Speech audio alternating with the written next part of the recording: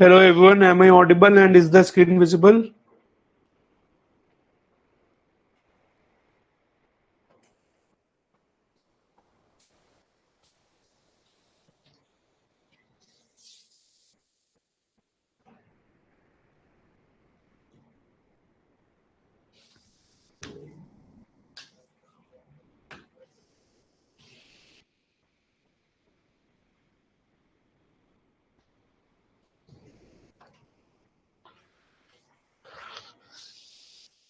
Good afternoon.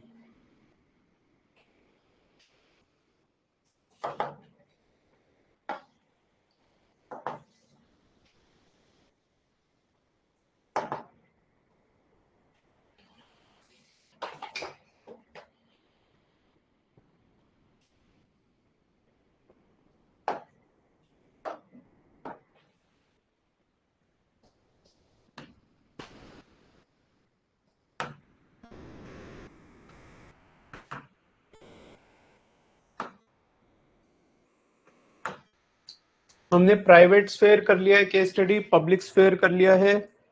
Today we will discuss law based case study and applied ethics case study. ठीक है, law based case study करेंगे हम और applied ethics की case study करेंगे. Like the case study number 1 of last year that was on AI. ठीक है, plus law based case study कैसी होती है, जैसे पॉश एक्ट पे आ गई केस स्टडी या आरटीआई पे, और on the construction sector as I told you in the previous class, RERA पे कोई केस स्टडी आ गई. So these are few law based case studies that UPSC has asked lately. ठीक है, अब मैंने कीवर्ड्स तुम्हें प्रोवाइड करे थे. अप्लाइड एथिक्स के लिए जो कीवर्ड है they change from question to question. ऐसा नहीं है कि इसके लिए कोई मैं तुम्हें सर्टेन सेट ऑफ कीवर्ड्स दे सकता हूं, that is not possible. AI पे क्वेश्चन आ गया अगर, तो वो बायो एथिक्स साइंस के जो कीवर्ड्स है एथिक्स में वो लगेंगे. अगर क्लाइमेट चेंज पे क्वेश्चन आता है, डिजास्टर मैनेजमेंट पे क्वेश्चन आता है, उसमें डिजास्टर के कीवर्ड्स लगेंगे एथिक्स से लिंक करते हुए. Similarly the case that we are going to discuss is on defence exports. ठीक है, आज जो केस करेंगे वो डिफेंस एक्सपोर्ट्स का है. सो when you are exporting defense to some other country, तो मैंने एथिक्स के कौन से कीवर्ड तुम्हें ऑलरेडी बता दिए जो इसमें आ सकते हैं. If you are exporting defence to some other country, कौन सा कीवर्ड है एथिक्स के जो मैंने बताए हैं तुम लोगों को जो इसमें आ सकते हैं.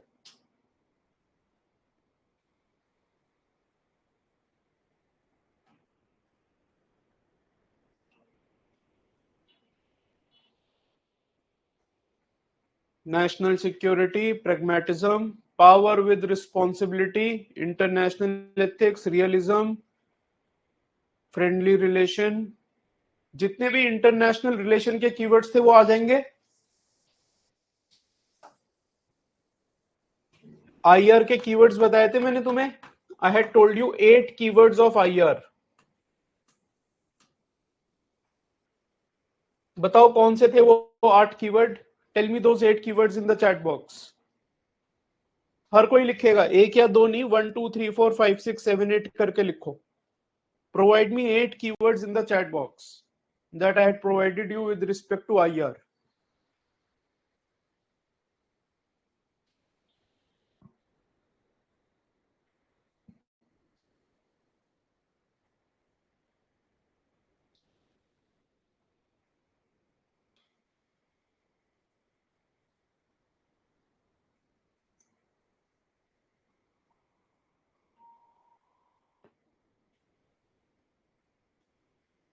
Realism, idealism, national interest, Vasudev Kutumbakam, constructivism, national security, will to power exists but can be tamed by rationality and kindness, या moral duty, and strength, peace and security are pillars of international relation. ठीक है, good. सो अब तुम्हें keywords already पता है. I have already taught you के stake holder कैसे identify करते हैं. आई हैव टॉट यू इश्यूज कैसे आइडेंटिफाई करते हैं. आई have already taught you issues को कीवर्ड से लिंक कैसे करना है. अगर 5 क्वेश्चन आए तो कैसे आंसर करना है. इफ देर आर 4 क्वेश्चंस तो कैसे करना है. इफ देर आर 3 और 2 क्वेश्चन तब कैसे मुझे 4 पेजेस फिल करने हैं. ठीक है, ये सब हम डिस्कस कर चुके हैं. We have discussed all of this. Be ready with answer sheet. ये राइट स्मार्ट में होता नहीं है मुझे पता है, बट आई एज्यूम के राइट स्मार्ट में काफी ऐसे बच्चे होंगे जो मेरे से एथिक्स नहीं पढ़े हैं, या जो मेरी आंसर राइटिंग की क्लासेस एथिक्स की नहीं देखे हैं, या जिनके पास एथिक्स की मेरी टेस्ट सीरीज नहीं है. I want to provide even a feel to you guys as well, जो मुझसे एथिक्स नहीं पढ़े हैं या जो जिनको मेरी लाइव आंसर राइटिंग एथिक्स का एक्सेस नहीं है. मैं आपको भी एक फील प्रोवाइड करना चाहता हूं. आई अंडरस्टैंड ये राइट स्मार्ट का पार्ट नहीं है, but I am using my description. B ready with answer copy. जो यूपीएससी की मार्जिन वाली आंसर कॉपी होती है, सबके पास है. All of you have that answer copy with you.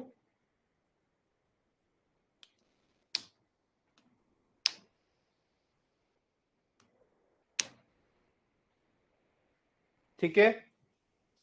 Now this is the question on your screen.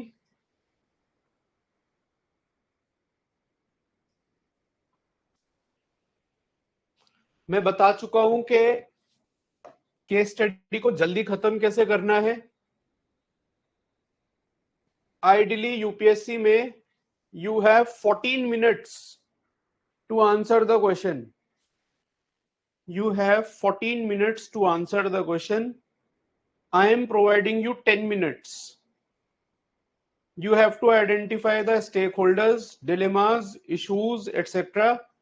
and try to fill 3.5 pages in this question. कर लोगे?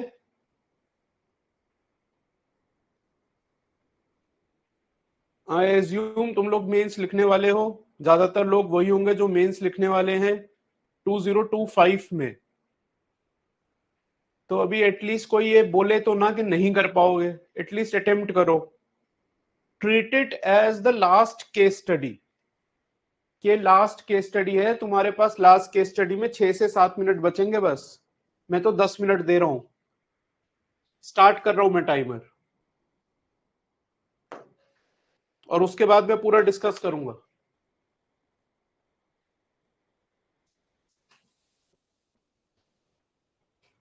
Timer शुरू हो गया है.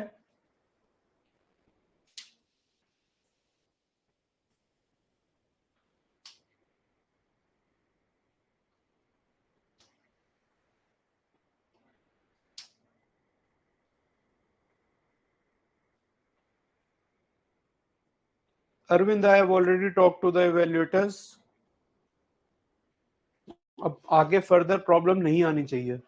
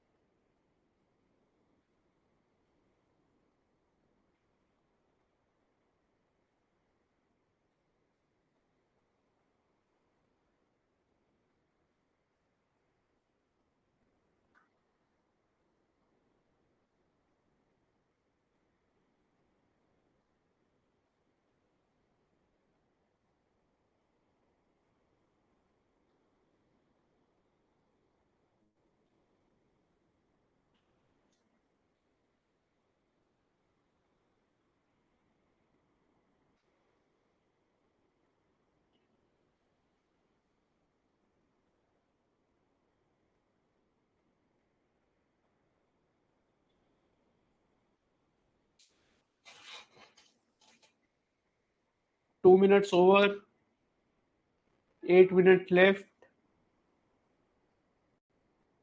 by now you should have read the case and identified the stakeholders, etc.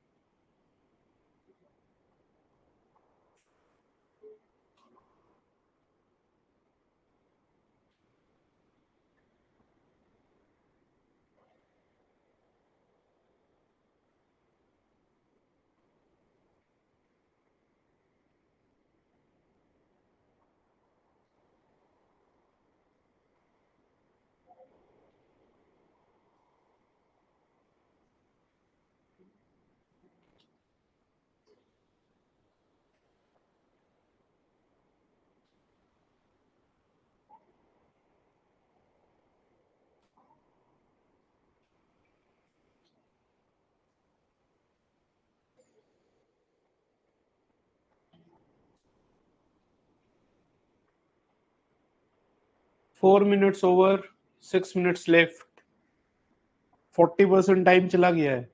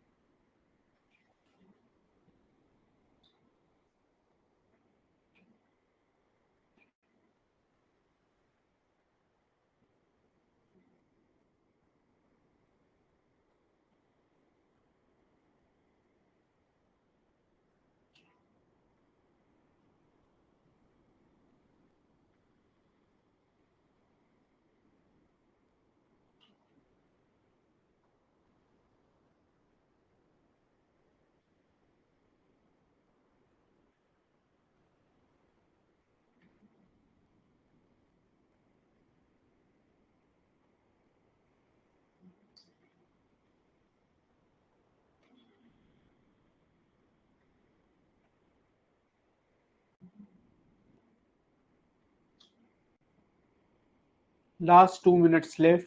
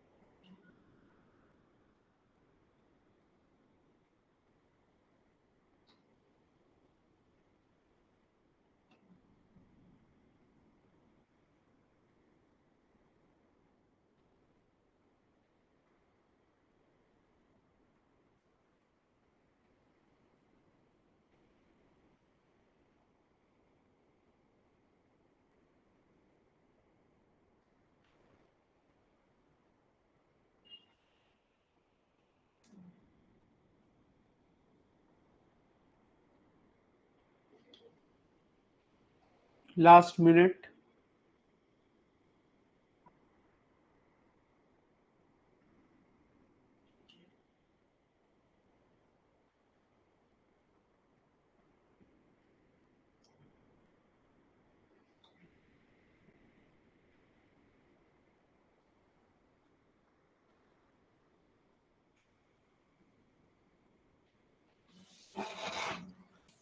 अगर किसी का हो जाए तो please right done in the chat box.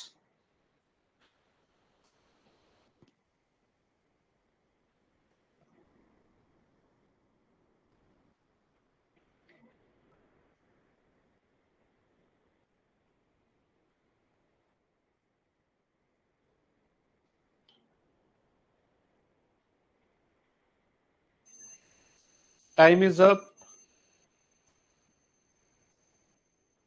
I can see 6 to 7 responses in the chat box जिनका हो गया है. ठीक है. Now what matters is, let's now come to write smart rather than think smart. इस पे आते हैं. What was your thought process when I gave you 10 minutes to answer this question instead of 14 minutes? What was the thought process?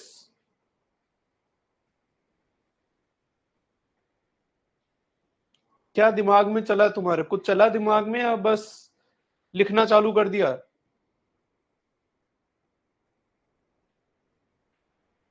Could not generate much points for part B of the question. Generic points आए हैं.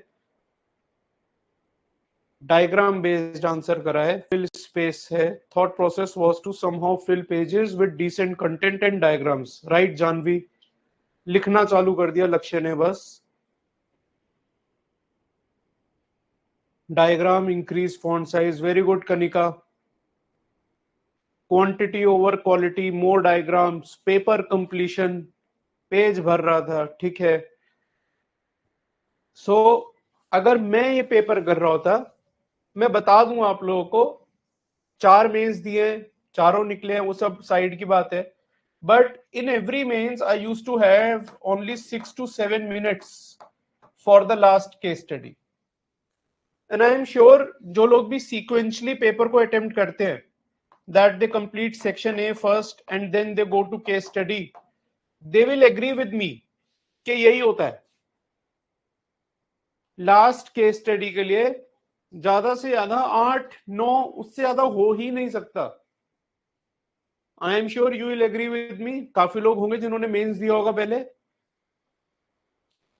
या mock test दे दिए होंगे अब तक, तो आपको पता चल गया होगा कि लास्ट केस स्टडी में बहुत कम टाइम बचता है. Even if you are solving the way I told you to solve in the previous class, 1A, 1B, 2A, 2B, and then solving the case studies and then coming back to 3A, 3B से लेकर 6B तक, तब 6A और 6B के लिए last में तुम्हारे पास max कुल मिला के 8, 9, 10 मिनट होंगे 2 क्वेश्चंस के लिए. तो बात वही आ जाएगी. घूम फिर के बात वही आ जाएगी कि यहाँ 20 मार्कर्स हैं, 2 अलग क्वेश्चन हैं और उसके लिए तुम्हारे पास उतना टाइम है।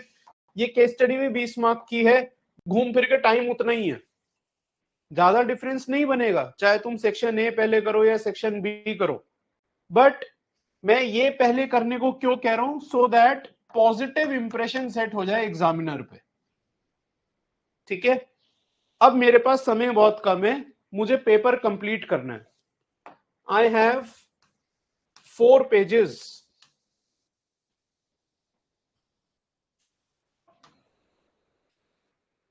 और मुझे सिर्फ 2 क्वेश्चंस पूछे यूपीएससी ने, only 2 questions have been asked. ये केस हो गया, इतने में तो क्वेश्चन ही लिखा है, यस और नो, यहां तक तो क्वेश्चन ही लिखा हुआ है। And this is a very short case. अगर किसी को ये केस बड़ा लगा, so please read, please refer paper of last year 2024. There was a case study of 408 words. एक केस स्टडी आई थी 408 वर्ड की, एक केस स्टडी थी 352 वर्ड्स की। There was one case study of 265 words, and then there were 3 case studies of somewhere around 170, 171, 190, 204 words. ये पिछले साल की केस स्टडीज का एनालिसिस है। ठीक है, इतने वर्ड्स की भी केस स्टडी आई थी, ये पढ़ने में ही एक अरसा लग जाएगा। So this particular case study was a short one, ये कोई बड़ी नहीं थी। अब यहां तक तो मेरा क्वेश्चन ही लिखा हुआ है। मान लीजिए अगर क्वेश्चन इतना बड़ा होता, 408 वर्ड्स का क्वेश्चन है, and this is the blank space, यहां क्या करोगे, यू विल राइट पीटीओ, मत शुरू करो यहां से answer. If 75 to 80% of page is occupied by the question itself, write PTO, start from the fresh page. Take this liberty. लेकिन अगर क्वेश्चन ही इतना है बस, अब मैं PTO नहीं लिख सकता। So I'll start my answer. I'll draw stakeholder diagram in this form or as a mind map. Mind map occupies more space, so I'll rather draw a mind map here. Stakeholders, then part A. अब मेरा target पहले क्या हो जाना चाहिए, thought process, कि मुझे यहां तक पहुंचना है। This is the last case study, मुझे लास्ट पेज तक नहीं जाना है, एकदम यहां लास्ट लाइन तक नहीं जाना है। I have to reach here somehow, so I will divide it appropriately, that part A should finish here and then part B यहां आ जाना चाहिए, ताकि कोई प्रेशर ना आए मेरे पे। And then I will write in points, I have already used the mind map here, I will write in points.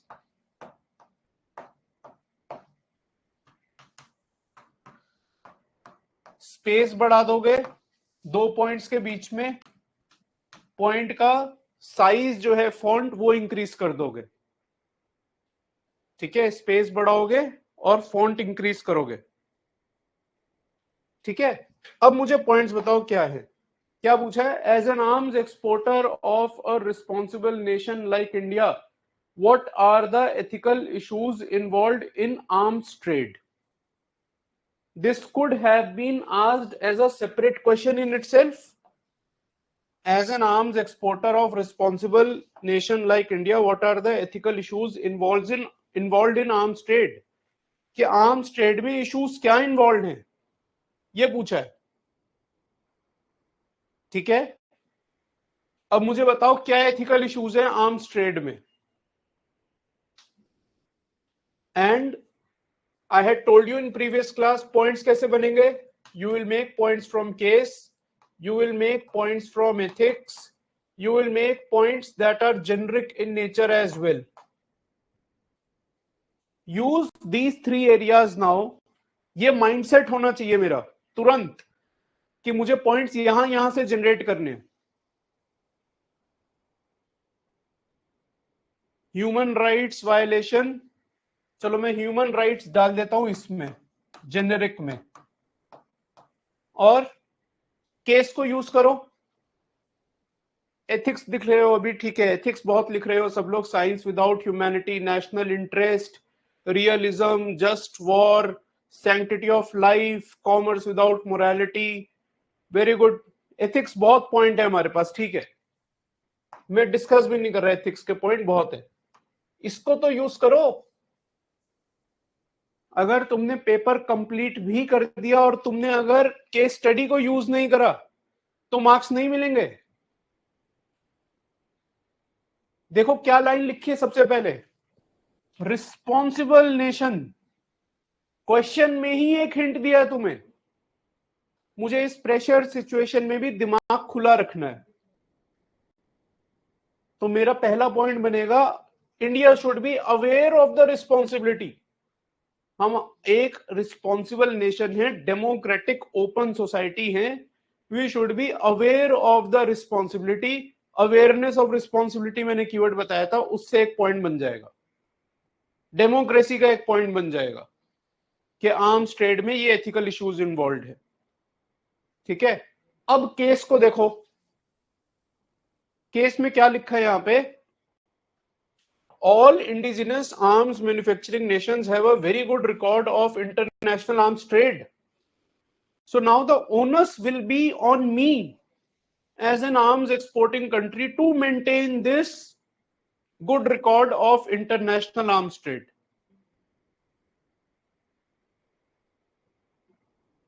Clear hai?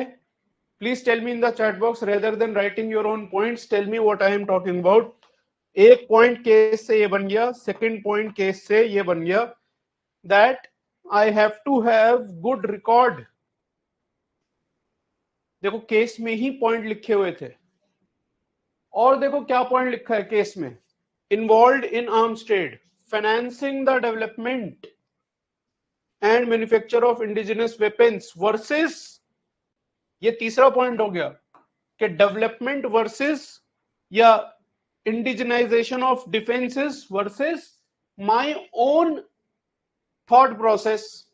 ये बंदा जो है चेयरमैन बीएमएल, ये क्या सोच रहे हैं बैठे कि इसने मेंटली रिव्यू करी है प्रोग्रेस और बोला है कि हम एक्सपोर्ट तो नहीं करेंगे, ये एज्यूम कर रखा है government would not alter the status को।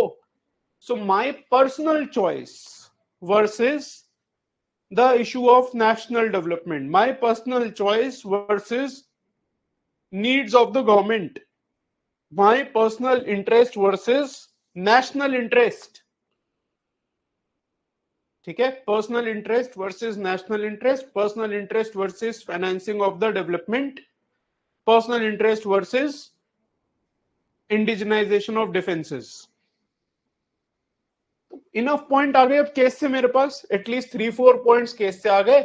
एथिक्स तो आप लोगों ने मुझे तमाम बता दिया, and then there are points like human rights violation, genocide हो जाएगा, ह्यूमन राइट वायलेशन, डिफरेंशिएशन नहीं होता है कॉम्बैट नॉन कॉम्बैट में, एंड यूज हो सकता है वेपन्स जो है टेररिस्ट के हाथ में लग जाएं, it is seen in A number of countries के जो वेपन्स है वो टेररिस्ट के हाथ में लग जाते हैं एटसेट्रा। तो मेरे ह्यूमन राइट्स वायलेशन भी इसमें होगा, जेनरिक पॉइंट्स भी आ जाएंगे।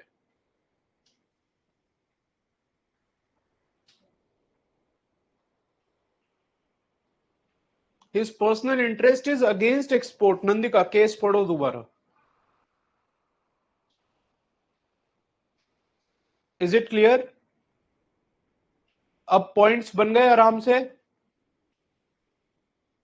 अगर मैं इन तीनों एरियाज को दिमाग में रखूंगा for question such as these के एथिकल इश्यूज क्या हैं, तो केस स्टडी से पॉइंट बनाओ, जेनरिक बनाओ, एथिक्स से बनाओ, सीधा जो कीवर्ड्स की लिस्ट दी है उससे बनाओ, या पॉलिसी मेजर्स का क्वेश्चन आता है उसमें भी ऐसी पॉइंट बनाओ, कुछ पॉइंट केस स्टडी से बनाओ, कुछ पॉइंट एथिक्स से बनाओ, कुछ पॉइंट जेनरिक बनाओ, बहुत जल्दी हो जाएगा, ब्रेनस्टॉर्मिंग कम होगी, you will be able to handle case studies in lesser time rather than using 14 minutes, आप 12-12 मिनट में केस स्टडीज कर लोगे।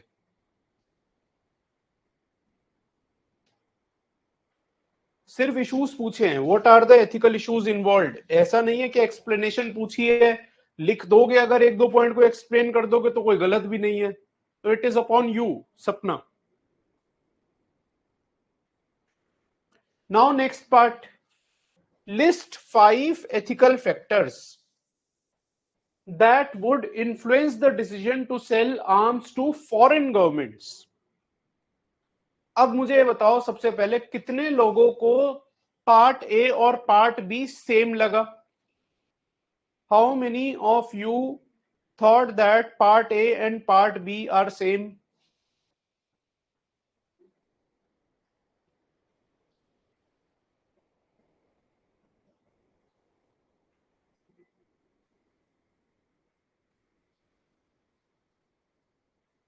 कितने सारे लोगों को सेम लगा है, जबकि कंप्लीटली अलग है। पार्ट ए में पूछा है कि आर्म्स ट्रेड में या आर्म्स एक्सपोर्ट के एथिकल इश्यूज बताओ, ठीक है। और पार्ट बी में पूछा है ethical factors that would influence the decision to sell arm to foreign government. ethical factors to sell arms to foreign government, कि मैं इस गवर्नमेंट को सेल करूंगा या नहीं करूंगा। I will sell, yes, no, ये डायग्राम बन सकता था। And I have taught you this कि मैं पोर्ट्रेट मोड को लैंडस्केप मोड में करके ये डायग्राम बना दूंगा। These are the factors involve, कि मैं बेचूंगा, यस बेच रहा हूं, क्या क्या फैक्टर है, ये नहीं बेच रहा, ये फैक्टर है इसलिए नहीं बेच रहा। क्लियर है? अब देखो केस से ही पॉइंट बनेंगे जो जानवी ने लिखे हैं। जैसे जानवी का रिस्पॉन्स पढ़ो सब, फ्रेंडली गवर्नमेंट है या नहीं, रिस्पॉन्सिबल नेशन है या नहीं, ये 2 पॉइंट केस से आ गए जानवी के। फिर ह्यूमन राइट्स का ट्रैक रिकॉर्ड उसका कैसा है, स्टेबिलिटी उसकी गवर्नमेंट में कैसी है, नेशनल सिक्योरिटी डॉक्ट्राइन, हमारा डॉक्ट्राइन या किसी और का डॉक्ट्राइन क्या कहता है, हम उसको एक्सपोर्ट कर सकते हैं नहीं कर सकते, ये फैक्टर्स आएंगे यहां पे। Please do not worry about this word, beyond a certain point you will have to ignore this word here. मैंने 10 मिनट्स दिए हैं और मैं पहले ही तुम्हें बता चुका हूं, हर एथिक्स के क्वेश्चन में इसके पीछे मत भागना, पेपर कंप्लीट नहीं होगा। Focus on paper completion rather than running after quality, particularly in the last case study. Is it clear? I understand ethical factors पूछे हैं बस, लेकिन मेरे दिमाग में जो जो फैक्टर आ रहे हैं मैं वो लिख रहा हूं।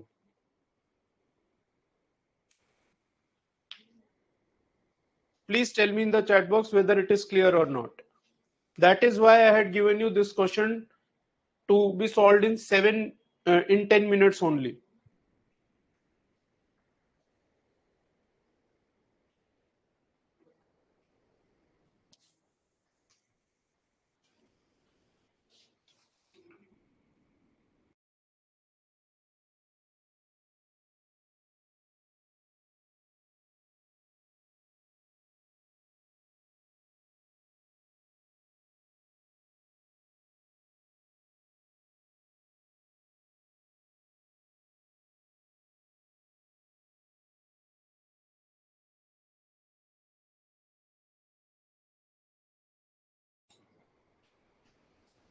Please tell me in the chat box clear है या नहीं।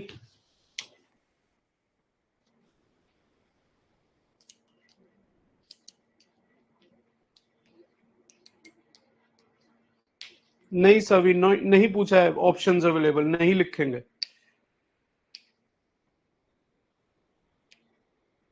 बॉक्स, अंडरलाइन कुछ भी कर सकते हो, हेडिंग बना रहे हो तो हेडिंग को बॉक्स में करोगे, वरना कीवर्ड जो केस में लिख रहे हो उसको अंडरलाइन करोगे।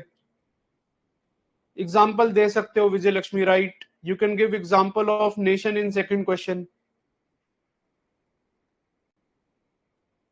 Factors to be considered, Ayush I have written this diagram. ये पॉजिटिव फैक्टर्स हैं इसलिए मैं उनको दे रहा हूं, ये नेगेटिव है, नेगेटिव कंसिडरेशन है जिसकी वजह से मैं नहीं दे रहा उस कंट्री को, तो दोनों आ गए।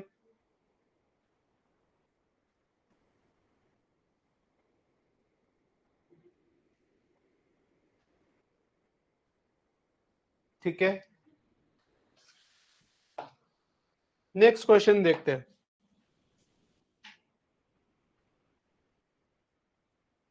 देखो कितना छोटा केस है,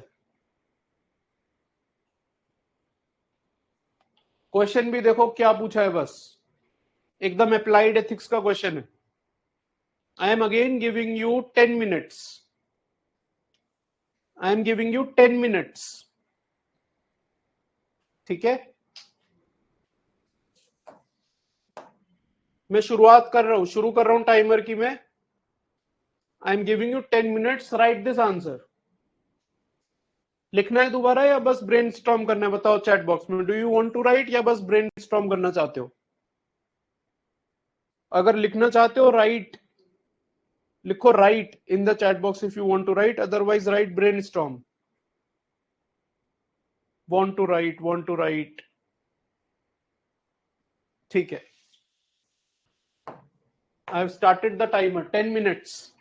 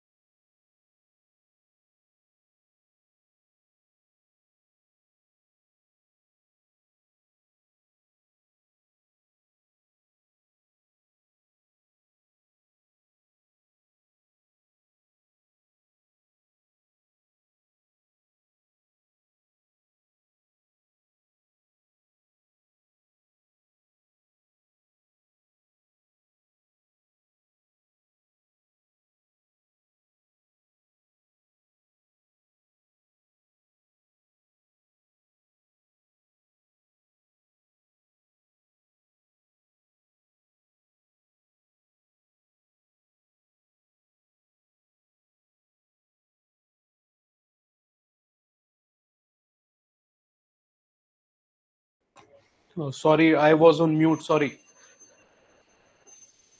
Many responses in the chat box that you have written the answer. Good.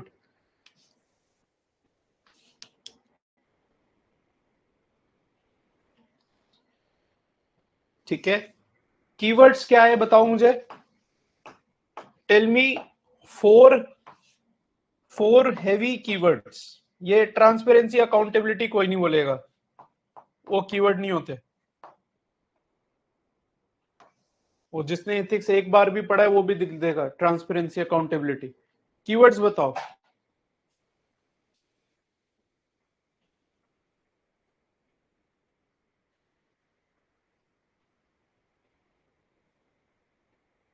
Care ethics, very good Manjari. Care ethics, emotional intelligence, awareness of responsibility, general will, collegiality, fortitude is very important keyword.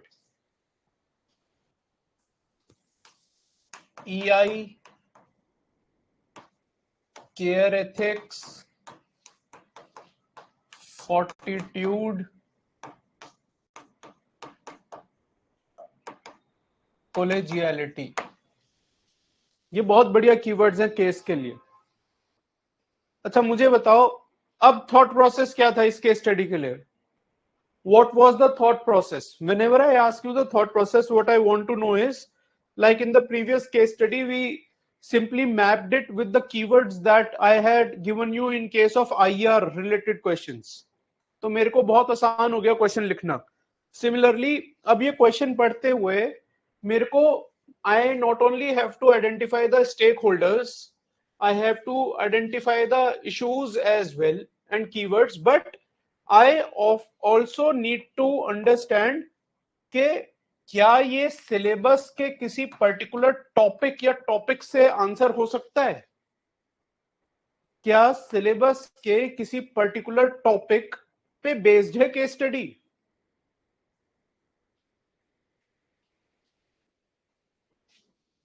Emotional intelligence, very good Ayaan. और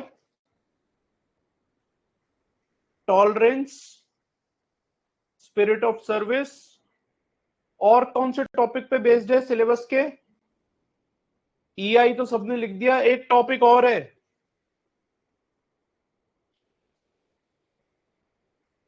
persuasion, social influence कौन से chapter में आता है. Attitude, Simranjeet Kaur, right. So as soon as I read this case study now I should map it with what I have studied in attitude and EI plus aptitude. Foundational values तो आ ही जाएंगी. ये करने से हेल्प क्या होती है, that you will be able to write very good answer. सोचना नहीं पड़ेगा, जल्दी जल्दी पॉइंट्स बन जाएंगे. यही प्रॉब्लम है ना केस स्टडी की, कि पॉइंट नहीं बनते. और तो कोई प्रॉब्लम नहीं है केस स्टडी की, यही प्रॉब्लम है कि पॉइंट नहीं बनते. अब मैं कह रहा हूं केस को यूज करो, जेनरिक यूज करो कि क्या होता है सही में ऐसे हालात में. न्यूज़पेपर में पढ़ते होंगे कि डिजास्टर हुआ तो कैसे कैसे एक्शन लिया गया. मैंने जीएस की नॉलेज यूज करी, केस स्टडी को यूज करो, और मैंने एथिक्स को यूज कर लिया by linking it with attitude, EI, या फिर foundational civil values, empathy, sympathy, compassion, tolerance, oneness of being आ जाएगा यहाँ पे. Empathy, sympathy, compassion, tolerance, oneness of being सब आ जाएंगे इधर. मेरे क्वेश्चन में, मेरे आंसर में कीवर्ड्स की और पॉइंट्स की कोई कमी नहीं होगी अब. ठीक है, मेरे आंसर में अब कीवर्ड्स और पॉइंट्स की कोई कमी नहीं होगी अगर मैंने ऐसे मैप कर लिया क्वेश्चन को. तो केस स्टडी पढ़ते हुए प्लीज मैप जरूर करिए, इससे एक और फायदा होगा. हो सकता है कीवर्ड्स भूल जाओ. देखो जैसे अभी वासु ने बोला है forgot to use heavy keywords, ठीक है, वो कीवर्ड्स के लिए सेपरेट है. हो सकता है भूल गए उसे. लेकिन अब जैसे वर्क कल्चर पे केस स्टडीज आती है, मैंने अगर क्वेश्चन पढ़ते हुए I have realise that this is from work culture, ठीक है, मैं एटलीस्ट यूज कर पाऊंगा होलिस्टिक कॉम्पिटेंस, प्रोफेशनल कॉम्पिटेंस. अगर मैंने रियलाइज कर दिया वर्क कल्चर पे है. इस बार ब्लू स्मार्ट का केस हुआ है. ब्लू स्मार्ट का क्राइसिस सबको पता होगा क्या हुआ है. What is the underlying issue when I talk about syllabus, कौन से सिलेबस के टॉपिक से लिंक हो रहा है ब्लू स्मार्ट का केस? ब्लू स्मार्ट का केस जो है सिलेबस के कौन से टॉपिक से लिंक हो रहा है? Corporate governance. अब अगर वैसे ही कोई केस स्टडी आती है, ब्लू स्मार्ट के इशू जैसी अगर कोई केस स्टडी आती है, straight away link map it with corporate governance, and then आप क्या लिखोगे? Stakeholder theory, shareholder theory, जो मैंने पढ़ा है वो सारे प्रिंसिपल्स इसमें आ जाएंगे, एलियनेशन, वर्क कल्चर, वो सब इसमें पॉइंट आ जाएंगे।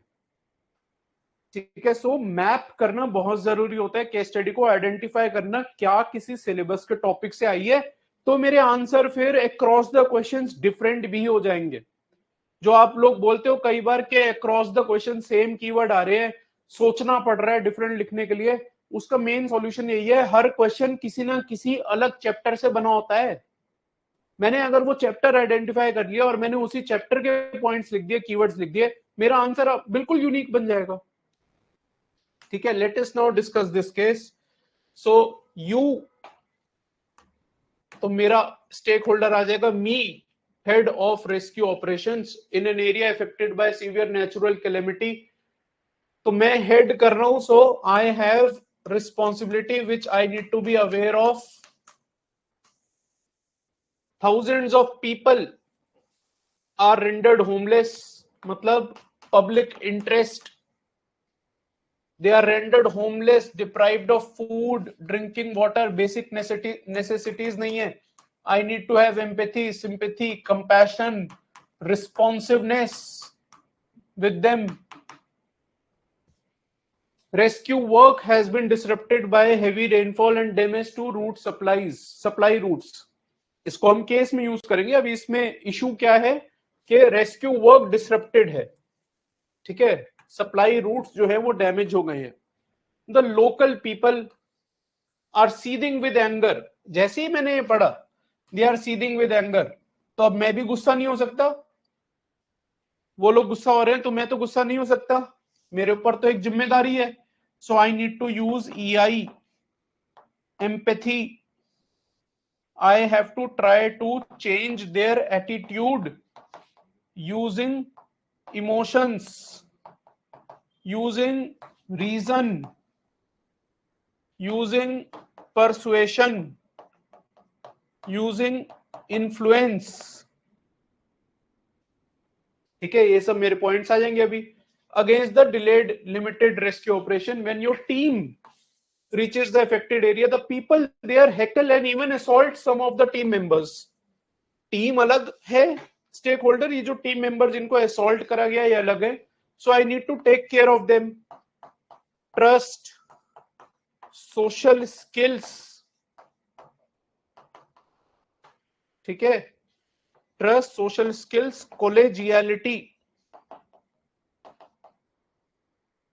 One of the team member, ये अलग एक और आ गया, he is severely injured, faced with this crisis some team members, ये some team members अलग है, जो बाहर जाना चाहते हैं, जो छोड़ देना चाहते हैं, ऑपरेशंस को कॉल ऑफ करना चाह रहे हैं,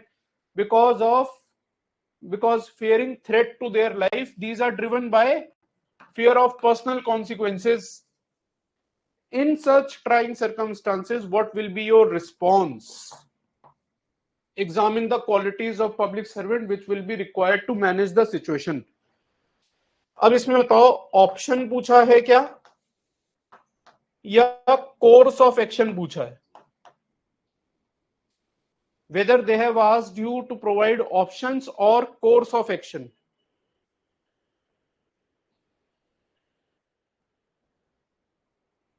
कोर्स ऑफ एक्शन, ठीक है, कोर्स ऑफ एक्शन ही पूछा है। अब course of action line by line बनाओगे, तो सबसे पहले तो thousands of people are rendered homeless and deprived of food, मैं इनको food, drinking water and basic amenities provide करूंगा। मेरा जो इंजर्ड टीम मेंबर है मैं उसको हॉस्पिटलाइज करूंगा। Rescue work has been disrupted due to supply route damage, I will call in the army air force, NDRF, SDRF take help of NGOs etc. to restore the supply routes by installing the temporary bridges. बनाते हैं लोग, temporary bridges बनते हैं या नहीं, पढ़ा होगा newspaper में।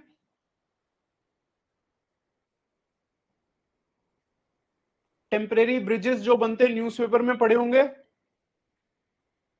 आर्मी ने फलाना फलाना जगह क्लाउड बस्ट हुआ, टेम्परेरी ब्रिज बना दिया आधे घंटे के अंदर। वो ब्रिज बनाएंगे ताकि सप्लाई रूट जो डैमेज हुए थे वो रिस्टोर हो जाए। लोकल पीपल जो एंग्री है, मैं ये वाला पॉइंट एक लिख दूंगा उनके लिए, इनमें से कुछ भी एक कीवर्ड लिख दूंगा, ठीक है। जब टीम मेरी वहां पे हैकल हुई है तो मैंने आइडेंटिफाई करा कि कुछ लोग हैं, सारे लोग नहीं है जिन्होंने हैकल करा है, देयर आर फ्यू पीपल जिन्होंने हैकल करा है। मैं उन फ्यू पीपल को अलग से आइडेंटिफाई करूंगा, और फिर कोई बंदा तो होगा एरिया में who has influence over these people. जैसे जब मॉब का अगर केस आता है, कम्युनलिज्म का आता है, हम बोलते हैं रिलीजियस हेड। तो अगर ये कोई ऐसी डिस्ट्रिक्ट है, विलेज है, जहां कोई विलेज हेड है या एरिया हेड है या पंचायत है, तो मैं उससे बात करूंगा, कम्युनिटी लीडर से बात करूंगा कि भैया लोगों को समझाओ, मेरी नहीं सुन रहे हैं अगर, तो एटलीस्ट मैं किसी इन्फ्लुएंस को यूज करूंगा यहां पे। सारे स्टेक होल्डर एड्रेस हो गए मेरे आंसर में अब तक। why was I able to give so many points is because I proceeded line by line. मैंने इसको पहले ले लिया बस, because this is emergency situation. मेरा टीम मेंबर ही इंजर्ड हो गया, उसकी लाइफ बात आ सकती है, तो मैं छठे सातवें कोर्स ऑफ एक्शन में नहीं लिखूं से, I put it in the first 2 points itself.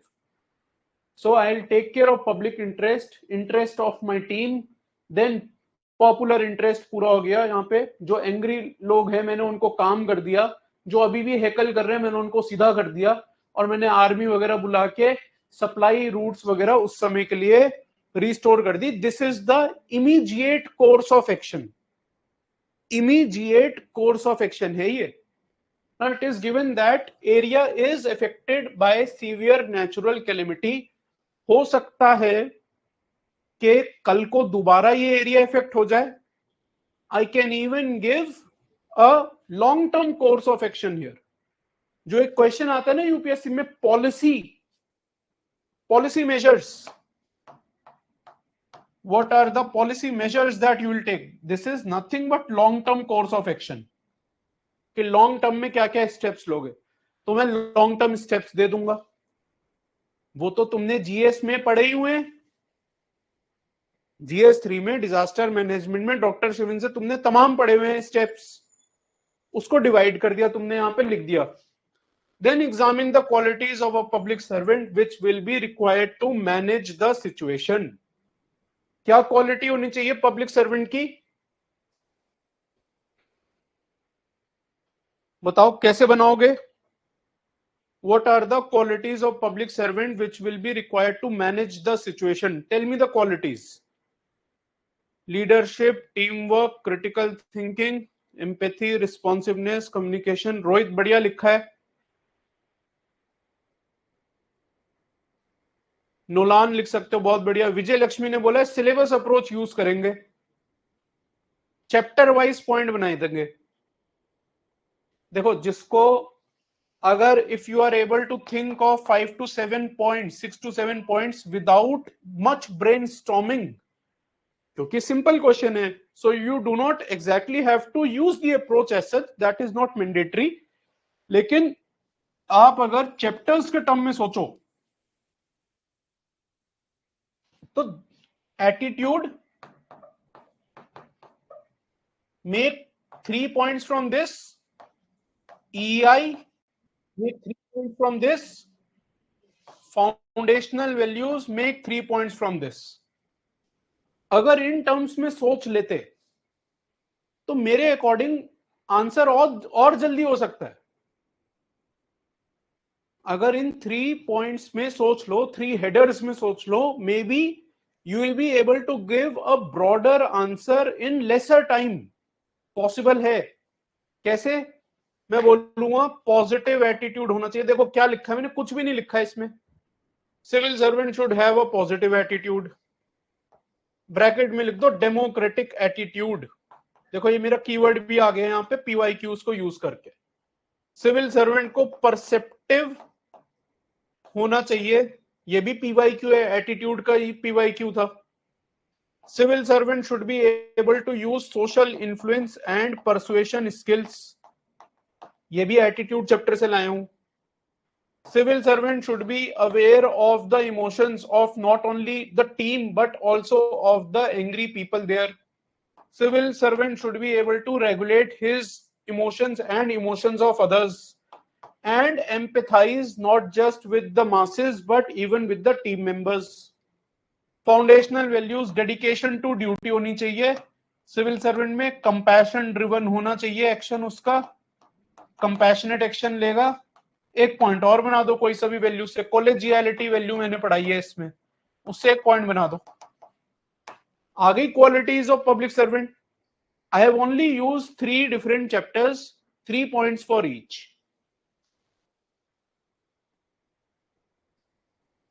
Clear है? This syllabus wise approach will help you a lot in exam hall. Last year जो रैंक 32 है, रैंक 35 है, उन दोनों ने भी ये अप्रोच यूज करी थी।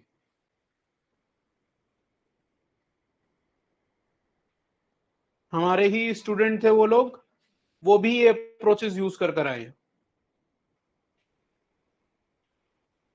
9 पॉइंट्स अगर इसमें लिख रहे हो पब्लिक सर्वेंट में, 9 पॉइंट्स आराम से 1.5 पेज कवर कर लेंगे। पहले स्टेक होल्डर का पॉइंट आ गया, what will be your response मैं क्रोनोलॉजिकल डायग्राम में लिखूंगा, vertical chronological diagram, I will be able to use 1 entire page there. और फिर लास्ट में पॉलिसी डिसीजन या फिर कंक्लूजन लिखूंगा मैं आधे पेज का। आसानी से तुम 4th पेज पे पहुंच जाओगे इसमें।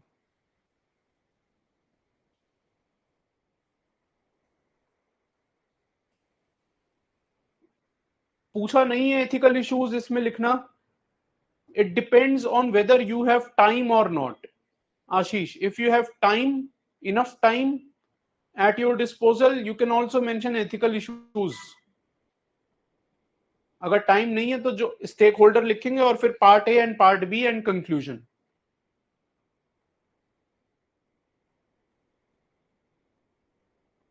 गुड राजीव, बॉक्सेस में ही करेंगे कोर्स ऑफ एक्शन, बताया था मैंने आप लोगों को ये।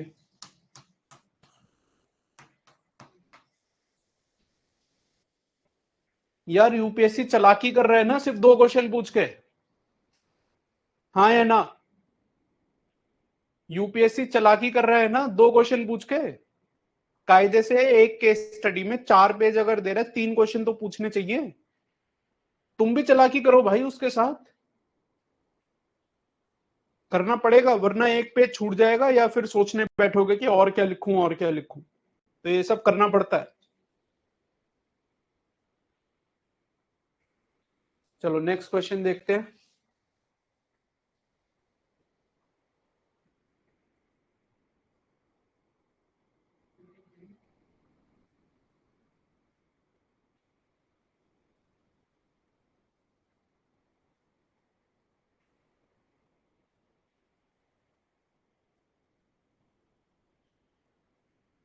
This is a law based case study, law based case study है। 10 मिनट दे रहा हूं, ठीक है? लॉ बेस्ड केस स्टडी है, I am giving you 10 minutes. Stakeholder identify करो, एथिकल इश्यूज पूछे हैं, what are the options available to women employ ये पूछा है, और एरिया भी आइडेंटिफाई करो, सिलेबस के कौन से एरिया से पूछा है, so that you are able to use the keywords of that particular area itself. अगर वो 50 कीवर्ड्स याद नहीं आ रहे हैं, सीधा सीधा चैप्टर के कीवर्ड्स लिखो। स्टार्ट करूं? Please tell me in the chat box whether you are ready और not.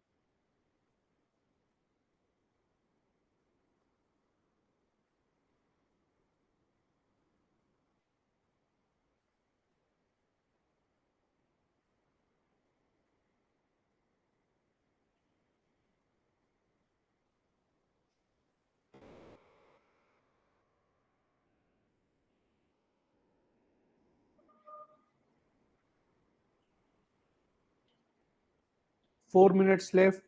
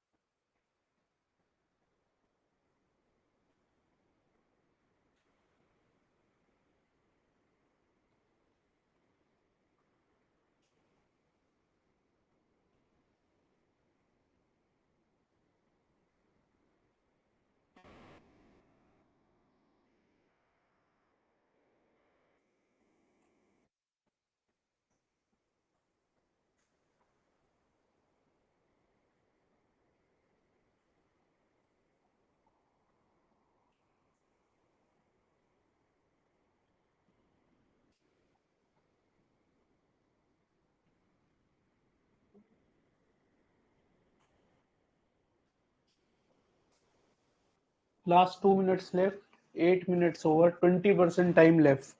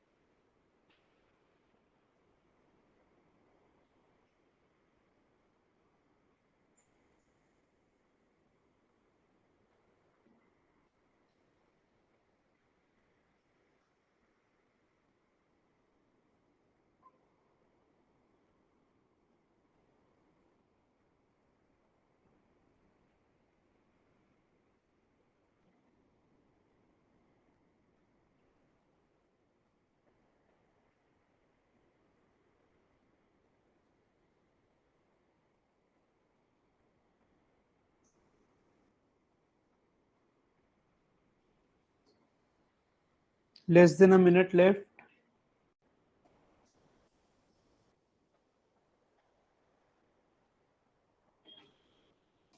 I can see responses in chat box के हो गया आंसर. Good. जिसका भी हो गया please mention in the chat box.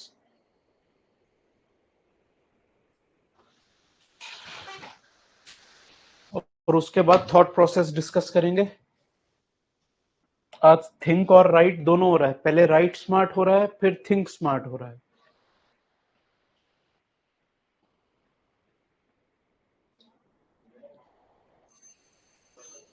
चलो बताओ सीधा थॉट प्रोसेस क्या था क्वेश्चन देखते ही.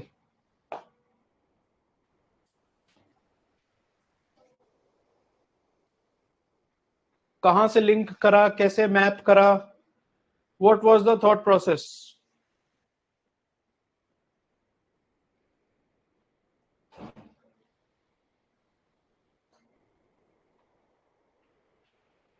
सिलेबस के कौन कौन से पॉइंट्स लिंक हो रहे हैं यहाँ पे. Posh act good, work culture good, corporate governance very good.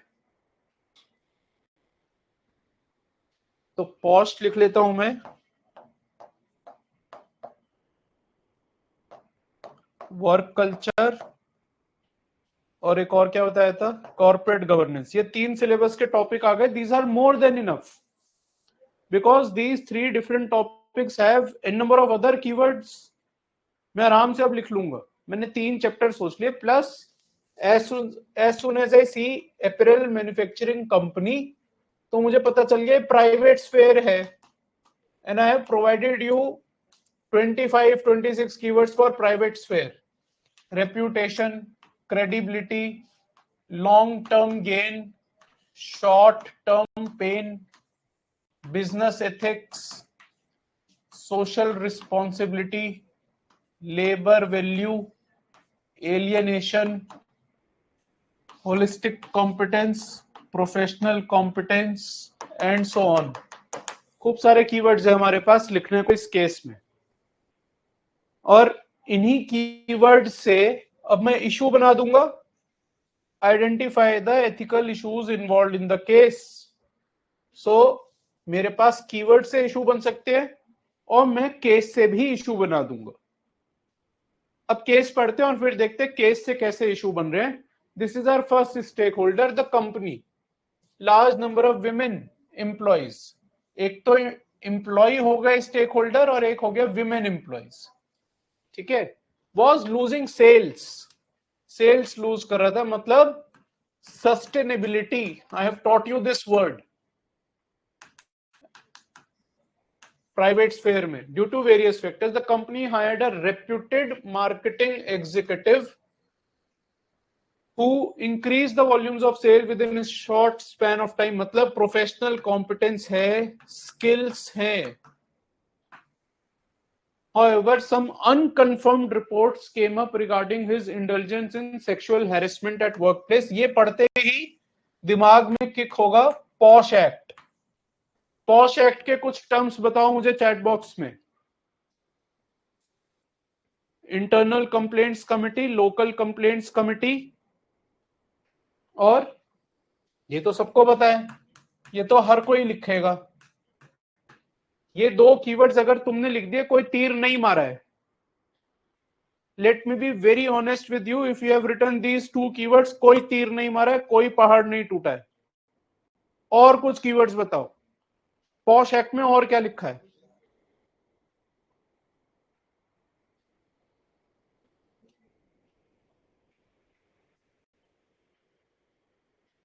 अभी रुको सपना, आगे आएंगे उस पे. अभी protection of victim, anonymity of victim, women dignity, anonymity of complainant during investigation. Very good point Purva, Anurag.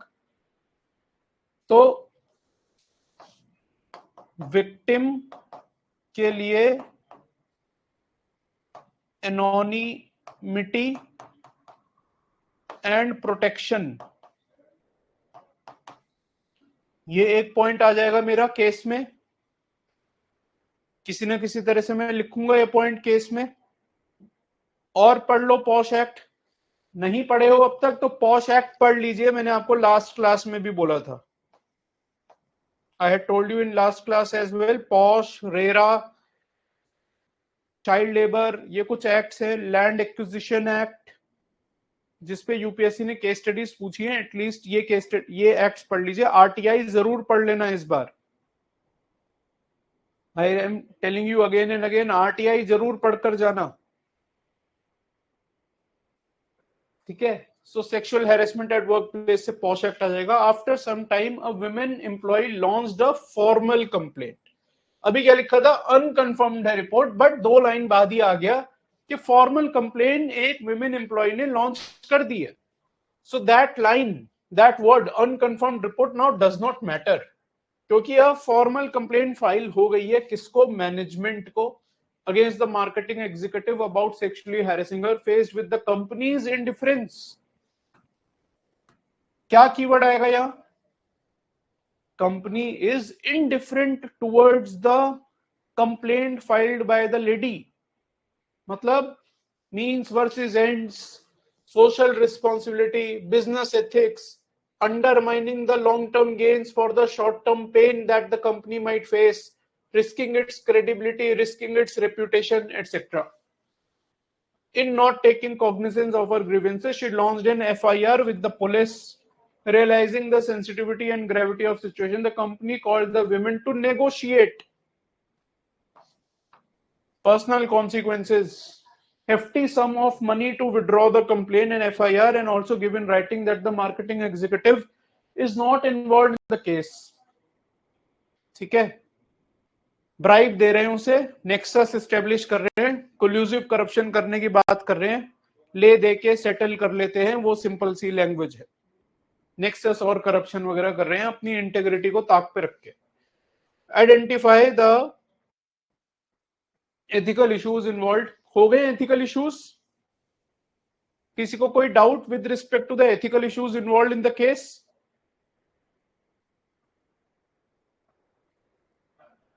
Any doubts with respect to ethical issues involved in the case? Now the next part of question is, what options are available to the women employee? What options are available to the women employee? क्या पूछना चाह रहा है इसमें?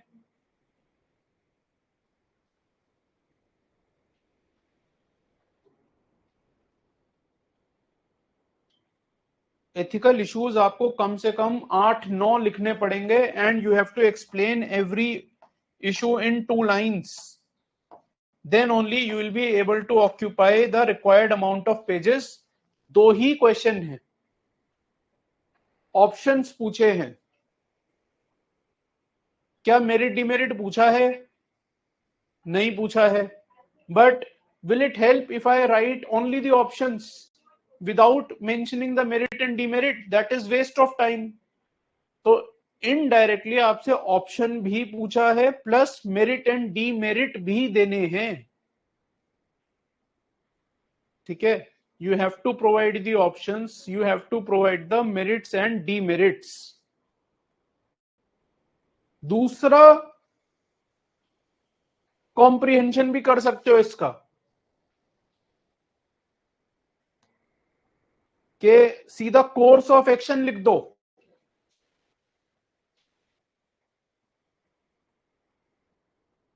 Because UPSC इतना वेग है इस क्वेश्चन में, जब पूछा है कि ऑप्शंस अवेलेबल क्या है विमेन एम्प्लॉय पे, तो कोर्स ऑफ एक्शन लिख दो, ये कर सकते हो। या आप अब क्या करोगे, आप दोनों चीजें लिख दोगे, दोनों चीजें ही लिख दोगे। You will give the options with merit and demerit, and जगह अगर बच गई है, टाइम अगर बच गया, सबसे बड़ी बात है, तो कोर्स ऑफ एक्शन भी दे दो 2-3 पॉइंट का। अरविंद ने यही करा है, issues, option, merit and demerit and course of action. Option is the most appropriate answer, क्योंकि सीधा सीधा देखो लिखा है वर्ड ऑप्शन, ये वर्ड ही लिखा है सीधा सीधा। But as they did not ask you merit and demerit, maybe they intended to ask you the steps taken, maybe कि क्या स्टेप्स ले सकते हैं। तो जब आपको कुछ क्लियर नहीं है यहाँ पे, the onus is now basically on you to provide both of them. ठीक है, ये वेग क्वेश्चंस पिछली बार भी आए थे, please be very careful while looking at while answering such vague questions. तो एथिकल इश्यूज तो हो जाएंगे। अब ऑप्शन क्या है? रिपोर्ट नहीं करूंगी, कन्फ्यूजन कर लिया। ठीक है, और दूसरा हो गया कि जो मेरा अभी निर्णय है मैं उस पर अडिग रहूंगी एकदम। पुलिस के पास जा चुकी है lady, will not withdraw from the will not withdraw the complaint whatsoever. What can be the third option?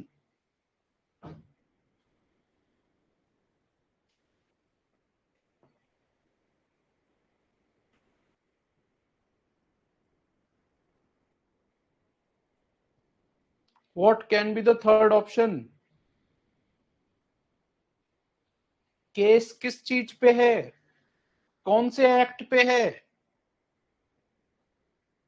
Lady कहां गई है? अबे एनजीओ पे क्यों जा रहे हो भाई? अभी ICC, very good, posh ICC, internal complaints committee के पास जाएंगे हम।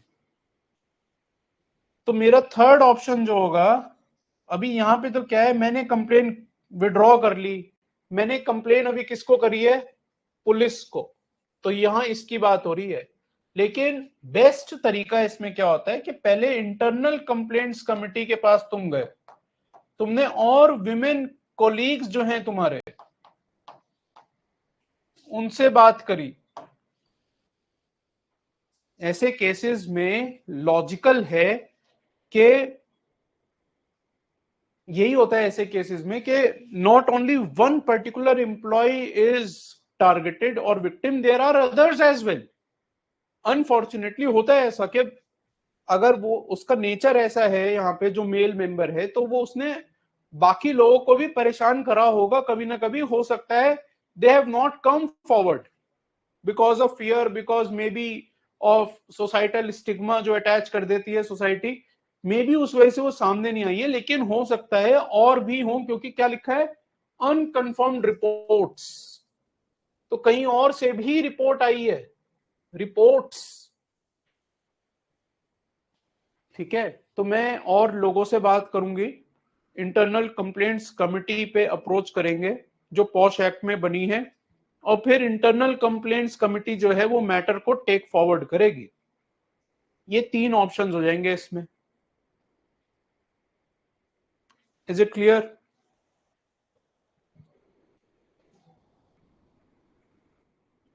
तीन ऑप्शंस हो जाएंगे, and then you will give merit and demerit, and then you will give course of action. कि मैं सबसे पहले कोलीग से बात कर ली, फिर मैंने अपने मैनेजर से बात कर लिया, इमीडिएट मैनेजर जो है मेरा, फिर मैंने इंटरनल कंप्लेंट्स कमेटी को रिपोर्ट करा। अगर इंटरनल कंप्लेंट्स कमेटी कुछ एक्शन नहीं ले पा रही है, तो पुलिस के पास तो वैसे ही लिखा है जा चुकी है, बट लिखने के लिए आप लिखोगे कि मैटर आप पुलिस को रिपोर्ट करेंगे taking help of NGO etcetera with respect to the early resolution of the complaint.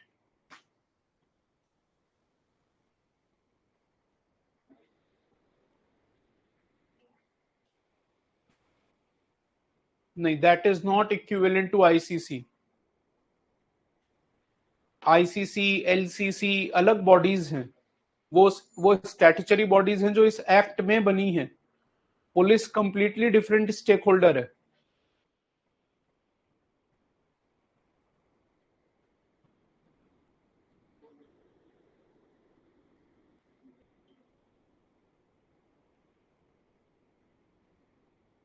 मैंने ऑलरेडी बोला है, उसने कंप्लेंट फाइल कर दिया है पुलिस से, but proper course of action यही होना चाहिए कि कोलीग्स को कॉन्फिडेंस में ले, ठीक है, अपने मैनेजर से बात करे दोबारा, कोलीग्स को कॉन्फिडेंस में ले, internal complaints committee, and then approach to police. ये एक नॉर्मल कोर्स ऑफ एक्शन है। अब तुम ऐसे भी लिख सकते हो, normal course of action in the case should have been, ये लिख दो, normal course of action in case should have been. अब तो सही हो जाएगा ये रिस्पॉन्स। अब सही है रिस्पॉन्स।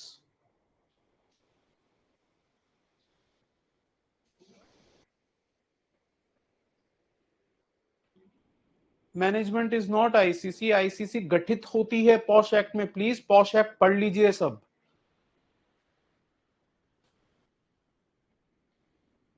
विमेन एम्प्लॉय हेड करती है इंटरनल कंप्लेंट्स कमिटी को। ICC is very important in context of Kerala film industry case. Hema committee report पढ़ ली है? Hema committee report, Kerala film industry women collective body WCC, इसने एक्सपोज करा कि जो इंटरनल कंप्लेंट्स कमिटी बनी है that is not as per the procedures established by the POSH act. High court में submit करा है इन्होंने, केरला हाई कोर्ट में। पढ़ लीजिए, पॉश एक्ट इंपॉर्टेंट है इस बार, ठीक है। This is law based case study, जहां पे आपको लॉ यूज करना है, आपको बेसिक नॉलेज होनी चाहिए लॉ की। To my friends who are from law background, you are at advantage. Please use law. किसी के बहकावे में मत आना कि टेक्निकल नहीं लिखना है, लॉ की प्रोविजन नहीं लिखनी है, सेक्शन नहीं लिखना है, लिखो जो आता है। Is it clear? दे सकते हो अरविंद? क्लियर हो गया सबको? चलो, so in my 6 sessions with you, I have provided you list of 50 keywords. I have explained you the approaches, templates of answer writing of ethics. We have discussed quote based questions. We have discussed normal theoretical interlinear question, applied ethics questions, then private sphere case study, public sphere case study, and today we discuss couple of applied ethics issues and one case study with respect to POSH Act. ठीक है? Act कौन से prepare करने हैं इसकी कोई list नहीं है मेरे पास, ये करंट अफेयर बेस्ड होता है, क्योंकि जो भी करंट में एक्ट चल रहे हैं वो आप एनीवे प्रिपेयर करोगे करंट अफेयर्स में, उससे रिलेटेड क्वेश्चन आ सकता है केस स्टडी में। तो करंट में इशू चल रहा है दोबारा से आईसीसी का, इसलिए मैंने आईसीसी की केस स्टडी कराई। आज लॉज ही हो गया, राइट? Is it clear? चलो, now this is all from my side in ethics right smart. I will see you guys on Monday. We will have 3 sessions of essay Write Smart. Those who have already attended my essay course need not attend the Write Smart class. कुछ नया नहीं मिलेगा उन्हें, कुछ भी नया नहीं मिलेगा, टाइम वेस्ट होगा बस।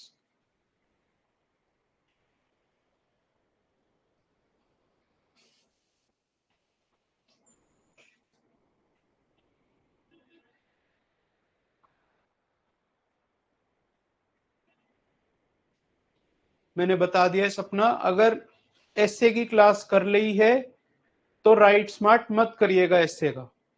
लॉस तुम्हारे ऊपर डिपेंड करता है, तुमने करना है या नहीं करना है। अगर मेरे से एसए पढ़ चुके हो तो राइट स्मार्ट मत करना, टाइम वेस्ट होगा।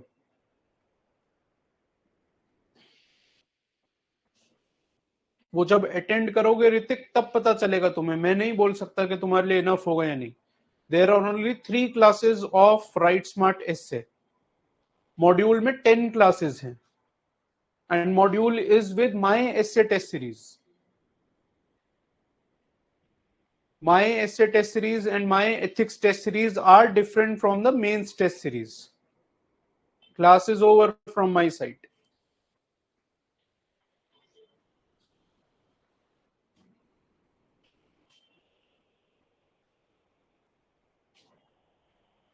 Don't worry about it Nandika. अपने जो तीनों ऑप्शंस जब खत्म हो जाते हैं, 4 ऑप्शन जितने भी पूछे उसके बाद सीधा कंक्लूड कर दो।